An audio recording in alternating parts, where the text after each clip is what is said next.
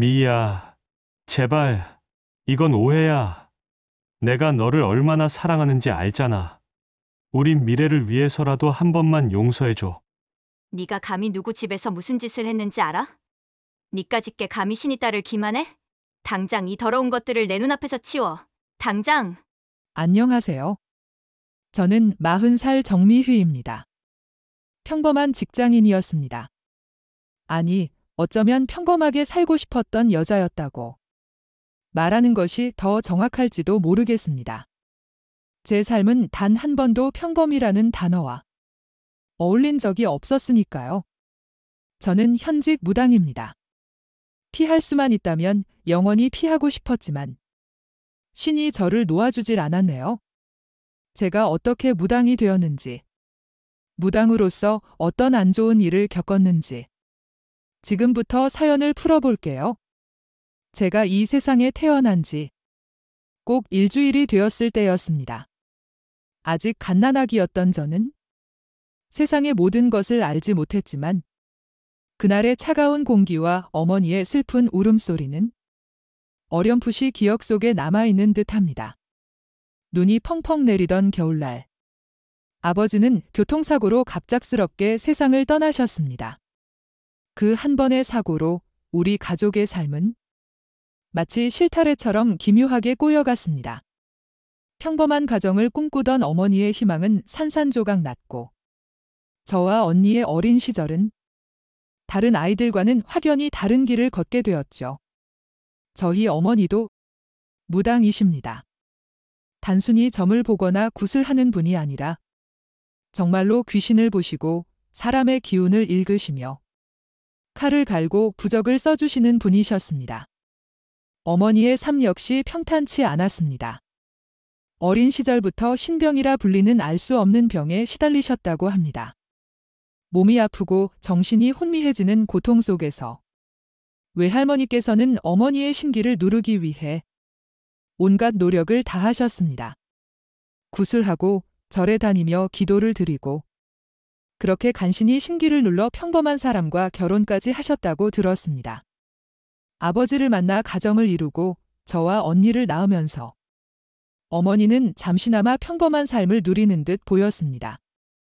하지만 아버지의 갑작스러운 죽음은 모든 것을 바꿔놓았습니다. 가뜩이나 힘든 상황에서 설상가상으로 첫째 언니가 원인 모를 병치레를 시작했습니다. 언니는 시름시름 앓다가 급기야 중환자실을 들락날락할 정도로 위독해졌습니다. 그때 어머니는 더 이상 자신의 심기를 누를 수 없다는 것을 깨달으셨다고 합니다. 사랑하는 남편을 잃고 하나뿐인 딸마저 죽음의 문턱을 오가는 상황에서 어머니는 결국 신을 받아들이기로 결심하셨습니다. 그것은 어머니에게 삶의 마지막 선택이었고 어쩌면 가족을 지키기 위한 유일한 방법이었을지도 모릅니다. 신을 받아들인 이후 어머니는 더 이상 아프지 않으셨고 언니의 병세도 차츰 호전되기 시작했습니다. 그리고 저는 그 모든 혼란 속에서 어머니의 심기를 잠재운 아이였다고 하더군요. 제가 어머니 뱃속에 있을 때만큼은 어머니가 단 하루도 병을 앓지 않으셨다고 합니다. 어머니는 그 시기를 내가 처음이자 마지막으로 평범했던 시간이라고 늘 말씀하셨습니다.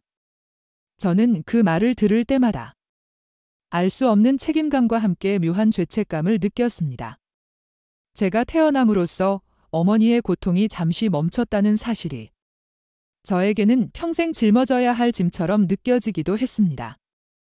저는 어머니의 심기를 잠재웠다는 이유만으로 이미 태어날 때부터 평범하지 않은 존재로 낙인 찍힌 것 같았습니다. 다른 아이들이 뛰어놀고 학교에 다니는 동안 저는 어머니의 신당 옆에서 알 수 없는 존재들의 기운을 느끼며 자랐습니다. 제 삶은 시작부터 이미 정해진 길을 걷고 있었던 것입니다. 그 후로 어머니는 칼을 갈며 생계를 꾸리셨습니다. 처음에는 그저 낡은 나디나 호미, 부엌칼 같은 것들을 갈며 많은 사람들의 신점을 봐왔지만 점차 소문이 나면서 더 많은 사람들이 어머니를 찾아왔습니다. 어머니의 손은 언제나 거칠었고 손끝에는 피가 맺히도록 연장을 갈면서도 단 한 번도 신을 원망하지 않으셨습니다. 오히려 신을 통해 얻은 능력으로 가족을 먹여 살릴 수 있음에 감사하는 듯 보였습니다. 그 모든 고된 노동은 오로지 저와 언니를 대학에 보내기 위함이었습니다. 어머니는 저희가 당신처럼 고단한 삶을 살지 않기를 바라셨습니다. 그렇게 밤낮 없이 일하며 돈을 벌어 마침내 내 집 마련도 했고 작은 건물까지 갖게 되셨습니다. 경제적으로 여유가 생기고 부를 쌓고 나서도 이상하게 어머니는 칼을 놓지 않으시더군요. 그것은 어머니에게 단순한 생계 수단이 아니라 삶의 일부이자 신과의 약속 같은 것이었는지도 모르겠습니다. 어머니가 받아들이는 굿 중에는 사람의 목숨이 오가는 절박한 굿도 있었습니다. 때로는 신의 영역을 넘어선 듯한 위험한 의뢰도 마다하지 않으셨죠. 그럴 때마다 어머니의 손에 들린 칼은 더욱 날카롭게 빛났고 저는 그 빛 속에서 알 수 없는 두려움과 함께 강렬한 생존의 의지를 보았습니다.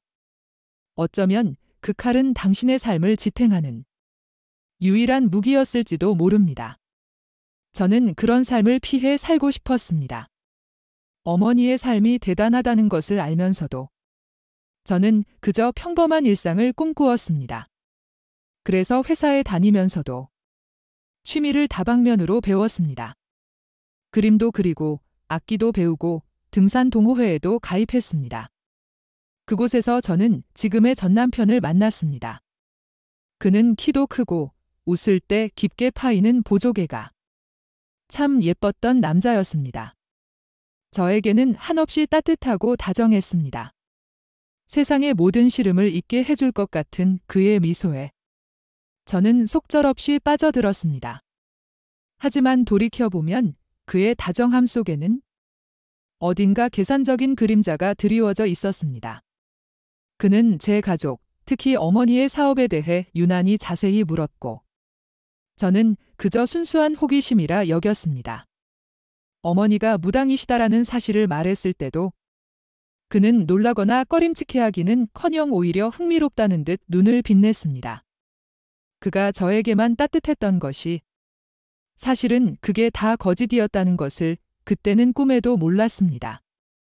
그저 평범한 사랑을 하고 평범한 가정을 이루는 것이 제 인생의 가장 큰 소원이었기에 저는 그의 달콤한 말과 행동에 모든 것을 걸었습니다.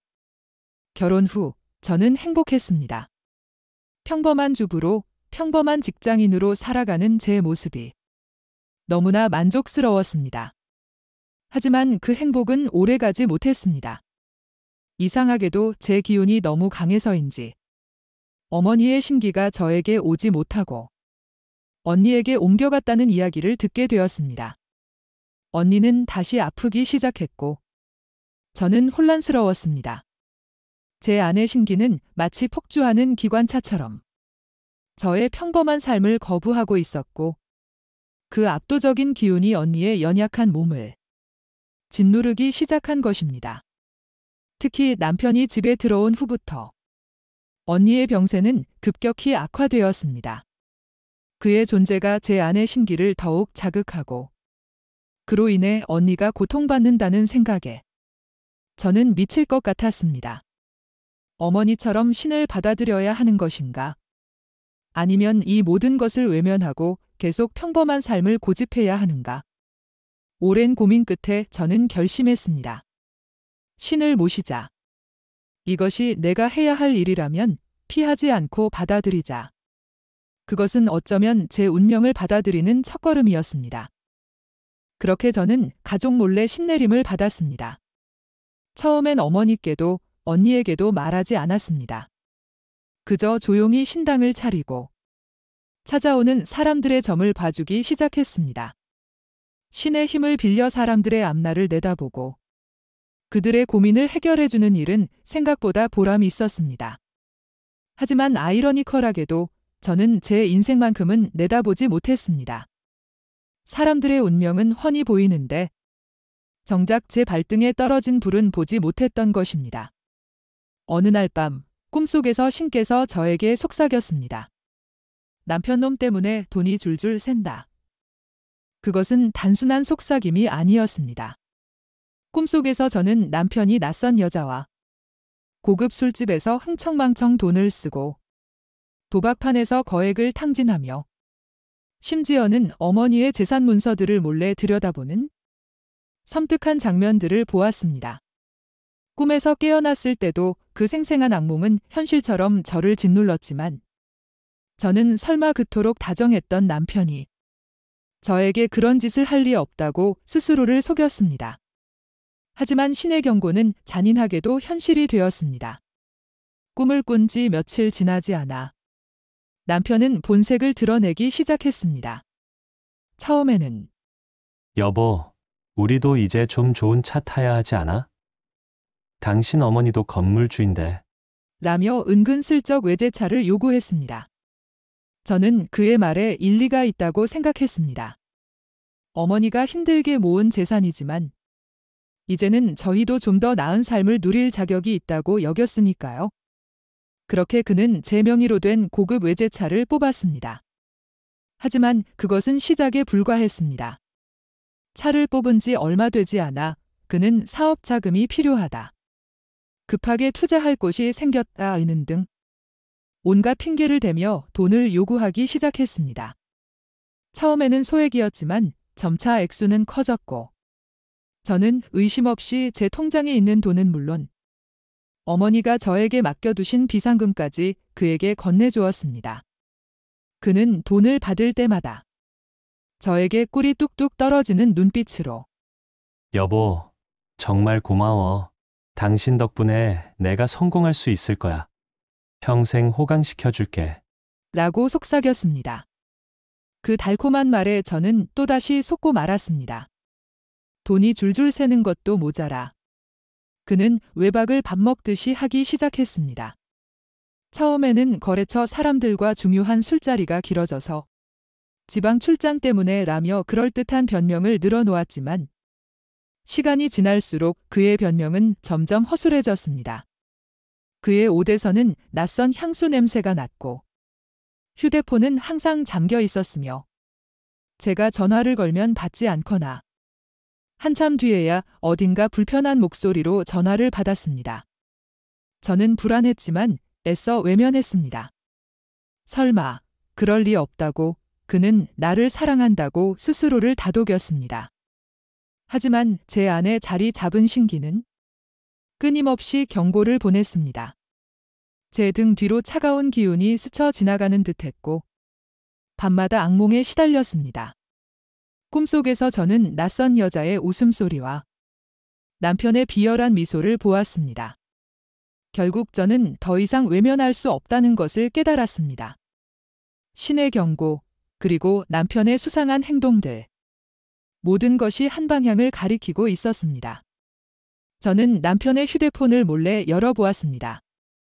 잠겨있던 휴대폰은 놀랍게도 그의 생일로 비밀번호가 설정되어 있었고 그 안에는 제가 상상조차 할 수 없었던 충격적인 진실이 담겨 있었습니다. 수많은 여자들과의 은밀한 메시지. 그리고 그 중에서도 가장 눈에 띄는 이름은 바로 동호회 여신이라는 이름으로 저장된 한 여자였습니다. 그 여자와 남편은 제가 보낸 돈으로 고급 호텔에서 호화로운 시간을 보내고 명품 쇼핑을 즐기며 심지어는 저를 조롱하는 듯한 메시지까지 주고받고 있었습니다. 미의 그 바보 같은 년은 내가 말하는 대로 다 믿어. 건물주 딸이라더니 역시 돈이 썩어나는구나. 이제 저는 무엇을 해야 할까요? 이 모든 것을 외면하고 계속 살아야 할까요? 저는 일단 확실한 증거를 잡을 때까지 입 다물고 있었습니다. 제 안의 신기가 폭주하며 당장이라도 그들의 목덜미를 움켜쥐고 싶었지만 저는 냉정함을 잃지 않으려 애썼습니다. 신의 딸로서 저는 감정에 휘둘려 일을 그르쳐서는 안 된다는 것을 본능적으로 알고 있었습니다. 제 복수는 감정적인 분노가 아닌 철저하고 완벽한 응징이어야만 했습니다. 더욱 기가 막혔던 것은 그 동호회 여신이라는 여자가 사실 저에게 신점을 보러 왔던 손님이었다는 사실입니다. 그녀는 몇 달 전 제 신당을 찾아와 선생님, 제가 사랑에 빠졌는데 그 사람한테 여자가 또 있대요. 이 사랑 이어갈 수 있을까요? 라고 애절하게 물었었습니다. 저는 그때 그녀의 운명을 읽어주며 그 남자가 그녀에게 진심이 아니니 정리하는 것이 좋겠다고 조언까지 해주었습니다. 그 말을 듣고 그녀는 눈물까지 글썽이며 제게 감사하다고 말했었죠. 그녀는 심지어 제게 선생님 덕분에 마음이 편해졌다며 쌀쌀한 날씨에도 불구하고 얇은 옷차림으로 몇 시간씩 신당에 머물며 제게 이것저것 묻곤 했습니다. 그때는 그저 외로움이 많은 여자인 줄로만 알았습니다. 하지만 이제 와 생각해보니 그녀는 제게서 남편에 대한 정보를 캐내고 저의 순진함을 이용하려 했던 것입니다. 그녀의 눈물은 악어의 눈물이었고 그녀의 간절했던 목소리는 비웃음으로 가득 찬 조롱이었던 것입니다. 제가 그날 제 등짝에 비수를 꽂을 줄 알았더라면 그날 부적을 한 장이라도 더 붙여줬을 거려. 아니, 아예 신당 문을 닫고 그녀를 돌려보냈을 것입니다. 신의 딸로서 사람들의 운명을 내다보면서 정작 제 눈앞에 가장 치명적인 배신은 보지 못했다는 사실이 저를 더욱 비참하게 만들었습니다. 제 손으로 그들의 사랑을 점쳐주고 그들의 미래를 축복해줄 뻔했다는 사실에 역겨움이 치밀어 올랐습니다. 어느 날 지방에서 큰 굿을 마치고 2박 3일 만에 지친 몸을 이끌고 집에 들어갔습니다. 굿을 하는 내내 제 몸은 천근만근 무거웠고 알 수 없는 불길한 기운이 저를 감쌌습니다.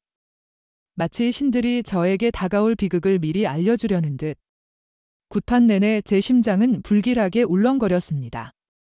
특히 마지막 굿을 마칠 때쯤 제 몸을 감싸던 신기가 마치 칼날처럼 날카롭게 변하는 것을 느꼈습니다. 그것은 단순한 예감이 아니었습니다. 확신이었습니다. 집에 도착했을 때 현관문은 열려 있었고 집 안은 쥐 죽은 듯 고요했습니다. 안방 문을 열었을 때 저는 제 눈을 의심했습니다. 제 침대 위에서 제 남편과 그 동호회 여신이라는 여자가 아무렇지도 않게 함께 잠들어 있었습니다. 그들의 몸 위에는 제가 결혼 선물로 받은 순백의 이불이 마치 더러운 걸레처럼 구겨져 있었고 방 안에는 낯선 여자의 역겨운 향수 냄새와 함께 알 수 없는 끈적한 공기가 진동했습니다. 남편은 팔베개를 해주고 있었고 그 여자는 남편의 품에 안겨 마치 오랜 연인처럼 편안하게 잠들어 있었습니다. 그 순간 제 머릿속은 하얗게 변했고 심장이 터질 듯이 뛰었습니다. 분노와 배신감, 그리고 이루 말할 수 없는 모멸감이 저를 덮쳐왔습니다. 위액이 역류하는 듯한 구토감이 치밀어 올랐지만 저는 이를 악물고 참았습니다. 신의 딸로서 저는 이성을 잃어서는 안 된다고 생각했습니다. 저는 그 둘을 깨우지 않고 조용히 집 안을 둘러보았습니다. 거실에는 낯선 여자의 명품 가방과 신발이 아무렇게나 널려 있었고 화장실에는 그녀의 칫솔과 화장품이 놓여 있었습니다. 심지어 제 화장대 위에는 그녀가 사용한 제 화장품들이 아무렇게나 널려 있었고 제 옷장에서는 그녀가 입어본 듯한 제 옷가지들이 흐트러져 있었습니다. 제 결혼사진이 놓인 협탁 위에는 그 여자의 머리핀이 아무렇게나 놓여 있었고 싱크대에는 그들이 먹다 남긴 와인병과 고급스러운 안주 접시가 덩그러니 놓여 있었습니다. 이 모든 것이 저의 존재를 비웃는 듯 했습니다. 마치 제가 투명 인간이라도 된 것처럼 그들은 제 집에서 자신들의 왕국을 건설하고 있었던 것입니다.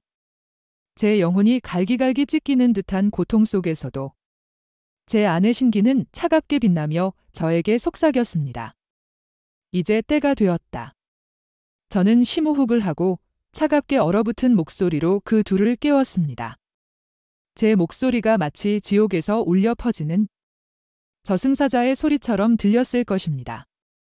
그들은 잠에서 깨어나 저를 보고 경악했습니다. 특히 그 여자는 얼굴이 새파랗게 질려 벌벌 떨었고 남편은 마치 죄를 지은 어린아이처럼 눈을 피했습니다.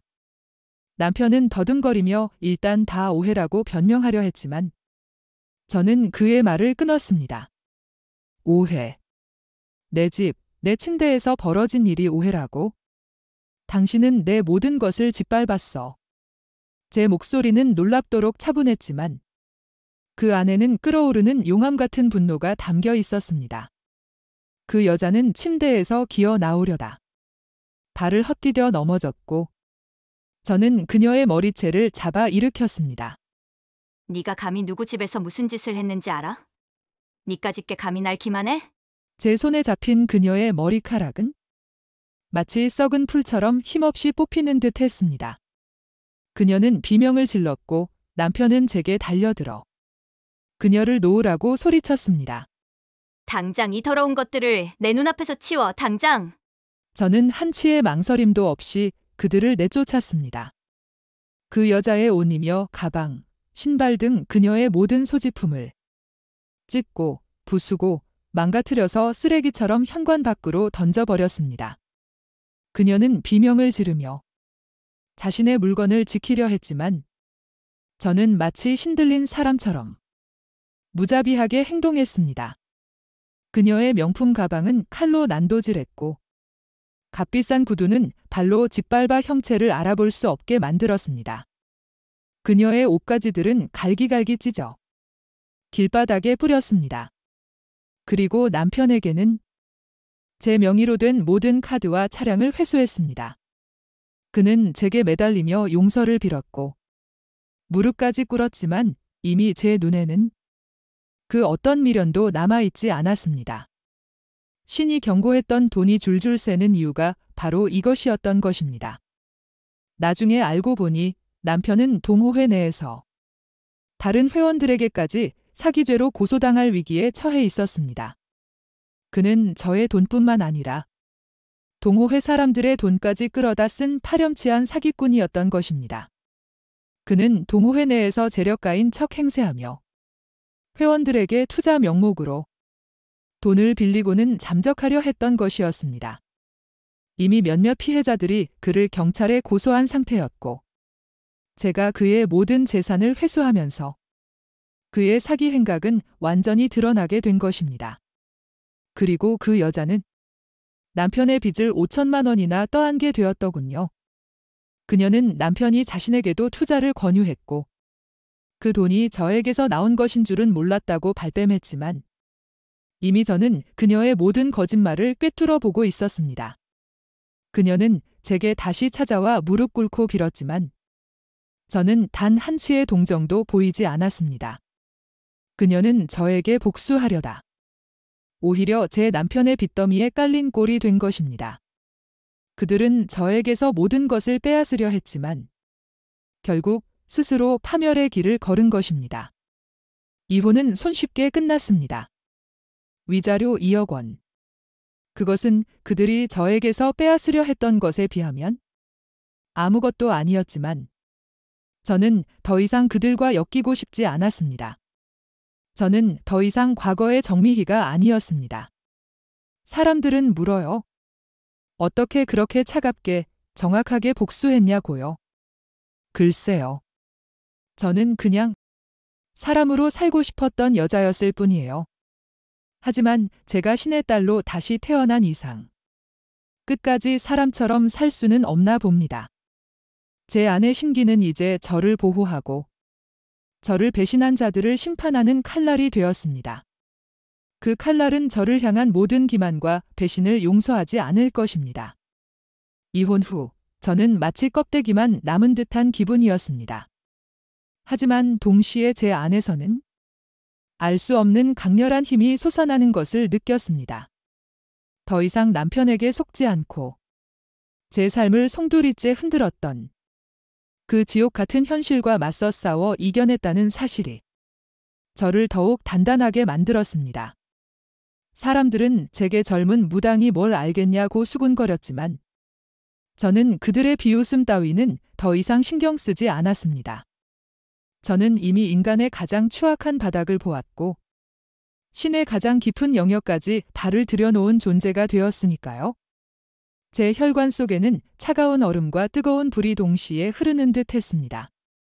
낮에는 평범한 인간의 얼굴로 사람들을 대했지만 밤이 되면 제 안의 신기는 더욱 선명하게 깨어나 복수의 칼날을 갈았습니다. 저는 그들의 파멸을 예견했고 그것이 현실이 되는 순간을 기다렸습니다. 요즘 저는 어머니 신당 옆에 작은 방 하나를 얻어서 신점을 보고 있습니다. 어머니는 제가 신내림을 받은 것을 뒤늦게 아시고는 한동안 저를 안쓰럽게 바라보셨습니다. 미희야, 너까지 이 길을 걷게 될 줄은 몰랐다. 이 길은 고되고 외로운 길인데 어머니의 눈빛에는 저에 대한 미안함과 함께 당신과 같은 운명을 걷게 된 딸에 대한 애틋함이 담겨 있었습니다. 하지만 저는 어머니께 말씀드렸습니다. 엄마, 괜찮아요. 이제는 제가 엄마를 지켜드릴게요. 그리고 언니도요. 제 아내 신기는 이제 저만의 것이 아니었습니다. 그것은 저의 가족을 지키고 저와 같은 고통을 겪는 사람들을 돕기 위한 신성한 도구가 되었습니다. 제 신당은 금세 소문이 났습니다. 젊은 무당이 기가 막히게 점을 본다는 소문은 빠르게 퍼져나갔고 전국 각지에서 사람들이 저를 찾아왔습니다. 그들 중에는 제 전 남편과 상간녀처럼 탐욕과 배신으로 얼룩진 이들도 있었고 저처럼 아픈 사연을 가진 이들도 있었습니다. 저는 그들의 운명을 읽어주고 그들에게 필요한 조언을 해주었습니다. 때로는 날카로운 신의 목소리로 경고를 던지기도 했고 때로는 따뜻한 위로의 말을 건네기도 했습니다. 특히 저를 찾아온 사람들 중에는 제 전 남편과 상간녀에게 직접적으로 피해를 입었거나 그들의 추악한 행실을 목격했던 이들도 있었습니다. 그들은 제게 눈물을 흘리며 그들의 고통을 호소했고 저는 그들의 눈을 통해 남편과 상간녀가 얼마나 비참한 나락으로 떨어지고 있는지를 생생하게 보았습니다. 남편은 사기죄로 구속되어 재판을 받고 있었고 교도소 안에서도 끊임없이 알 수 없는 환청과 악몽에 시달린다는 소식이었습니다. 심지어 그의 면회를 갔던 가족들은 그가 마치 미친 사람처럼 벽에 머리를 박고 중얼거리는 것을 보았다고 했습니다. 상간녀는 빚 독촉에 시달리다 결국 야반도주를 했지만 그녀가 도망친 곳마다 기이한 사고가 끊이지 않아 결국 정신병원에 수감되었다는 소식이었습니다. 그녀는 밤마다 제 얼굴이 나타나 자신을 저주하는 환각에 시달린다고 했습니다. 그들의 비참한 말로를 들으면서도 제 마음은 흔들리지 않았습니다. 오히려 신의 공의가 실현되는 것을 보며 제 선택이 옳았음을 확신했습니다. 그들은 저에게서 모든 것을 빼앗으려 했지만 결국 자신들의 영혼마저 잃은 것입니다. 저는 그들의 고통이 제가 겪었던 고통에 비하면 아무것도 아니라고 생각했습니다.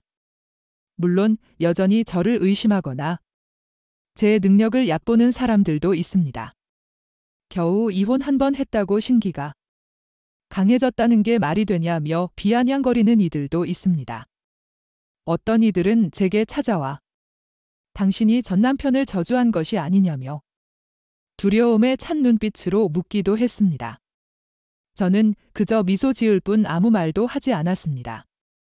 그들은 제가 이미 가장 깊은 나라까지 떨어져 왔고 그곳에서 신의 힘으로 다시 일어섰으니까요.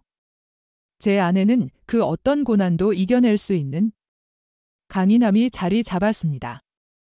저를 함부로 대하는 자들은 결국 스스로의 업보로 인해 무너질 것이라는 것을 저는 알고 있습니다. 저는 신의 딸이지만 사람보다 더 사람답게 살아갈 겁니다. 신의 힘을 빌려 사람들의 고통을 덜어주고 그들의 삶에 희망을 불어넣어 줄 것입니다. 동시에 저는 평범한 인간으로서의 삶도 포기하지 않을 것입니다. 저는 여전히 맛있는 음식을 좋아하고 아름다운 풍경을 보면 감탄하며 사랑하는 사람들과 행복한 시간을 보내는 것을 꿈꿉니다. 어쩌면 이것이 제가 신의 딸로서 진정으로 이루고 싶은 목표인지도 모릅니다. 신의 힘을 통해 인간적인 삶의 가치를 지켜나가는 것. 그리고 언젠가는 제가 사랑한 사람들만이 내 옆에 남을 수 있도록 지켜낼 겁니다. 어머니, 그리고 언니. 그들은 제 삶의 전부이자 제가 이 힘든 길을 걸어가는 이유입니다. 저는 그들을 위해 기꺼이 신의 칼날이 될 것이며 그 어떤 위험으로부터도 그들을 지켜낼 것입니다. 더 이상 그 누구도 제 가족을 해치지 못하게 할 것입니다. 제 삶은 더 이상 평범하지 않지만 저는 이 특별한 운명을 받아들이고 저만의 방식으로 세상을 살아갈 것입니다. 저는 이제 더 이상 나약한 정미희가 아닙니다. 저는 신의 딸이자 제 운명을 개척해 나가는 강인한 여인 정미희입니다. 이번 사연도 재밌게 들으셨다면 구독과 좋아요 부탁드립니다.